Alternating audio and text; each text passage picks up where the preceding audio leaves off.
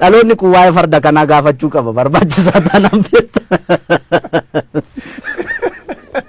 Aye. Fardi abbaa qaba beekta. Aye.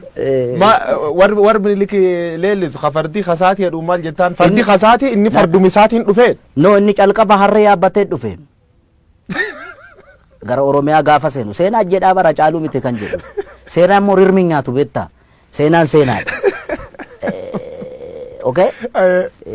Yaabbii fardaa isatti beekanni amma waa'ee Adwaa faana wal qabate warri lole kun tuulama kana fardaan dhaqee dhukkee irraa kaase minni yaa'u wotoorra ka'ee danda'a yookaan qabaniif ittiin deema ta'an beekamu. Ammas bari ijoolleen gaafa fakkeessitu siidaa isaa bukkeetti gaafa Adwaan kabajamu ijoolleen jijjirti farda jalatti qabanii kan diddeemu. Sangaa fardaa si jalatti hin qaban yoo yaabbii dandeessedha kan yaabbatu. Namoonni siidaan kun kajiganii jedha siidaan kun yoo jig.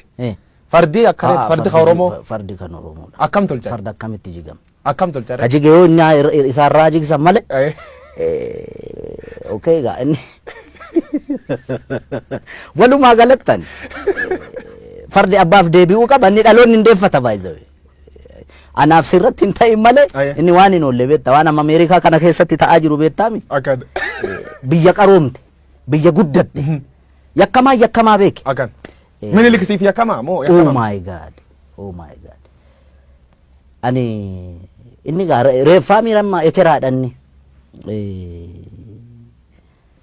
Jechuun seenaa rirmi nyaatu siin jedheera. Seenaan immoo dhugaa. Kan sobaa jedhu kan dhugaa jechuun akkamitti namni kana na godheera sobaan si himata. Nama lubbuudhaan hin jirre. Aannolee irratti kana godheera calanqoo irratti kana godheera gaafa jedhamu. Aboo bara sana inni barkanaan mallatteessa jedhan. Warri harkaan mallatteessu warri maastarsaa fi digirii fi PhD qabu bara mallee ulfajjeesaa jira beektaami. Inni bar sanatti doofummaa sanaan harma yoo mure harka yoo mure maalin tiniga doofaa waan ta'eef miti qotee bulaarraa kan farda hatu kan farda saamu walumaa galatti yakkamaan beeta mangisti keettee Oromoon lolti.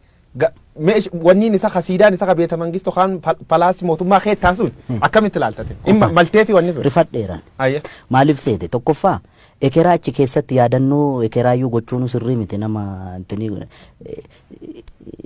nayyaaddaaf wani maaliif seete warra achi keessatti suurri isaanii bocame hundi garaagarummaa amma uumame sabaaf sablammii biyyattii kana keessatti roorroon ammallee hiikkaan arganne bar yakka isaan raawwatanii ni beekta. Okay? Dhimma godheef isatu beeka waan godheef garuu akka kiyyaatti ta'uu malle maaliif nama harki dhiigni ummata qulqulluu harka jiru ekeraa akkamitti yaadannoo gootee mana kee qarqara goota hin ta'u inni akka kiyyaatti gaa kun si gale. Dhubirratti saatiin qabnu waan deemuu jirtu fariifachuu jirra. Namootni hedduun hagammaa keessumaa warri sirnaaf xinyaa leellisan Atsee Minilik difend godhu namichi kunini nama Itoophiyaa holy war waraanni inni Oromoo irra godhu waraan qulqullootaa jedhanii warri yaadin jira.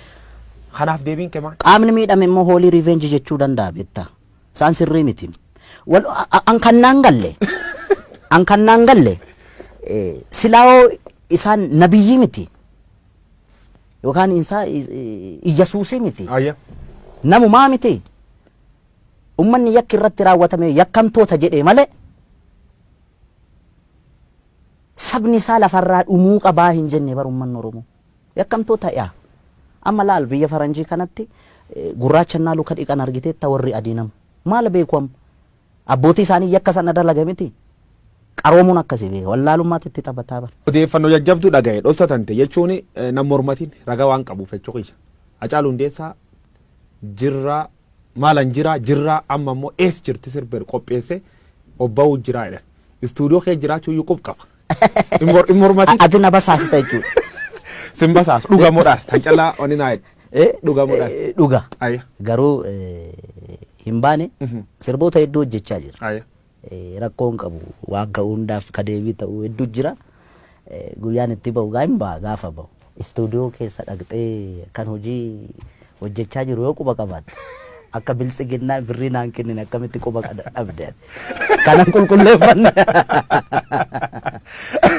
Ajaalu Hundeessaa Boonsaa dhumirratti loqoda hangafa Oromoo kana jaaladha beekta ka booran ittiin haasa'u afaan kana baay'ee jaaladha inni biraan akkaataa itti dhiyeessitullee bareeda wanti hojjetamuu qabu karaa gama miidiyaa keenya miidiyaa afaan Oromootiin banaman hundi isaanii otoo tokkummaa Oromoo irratti tokkummaa ishii TPLF ittiin xiqqoo goone sanarratti otoo hojjetame. Ulfaadhi galatoomii Hacaaluu Hundeessaa dhumirratti addaan ba'uun dura sirbi tokko nu affeerte addaan baana.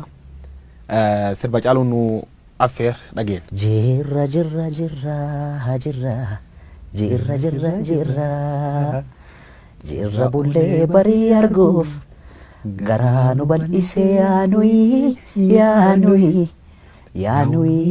yaawa irraanfachuuf.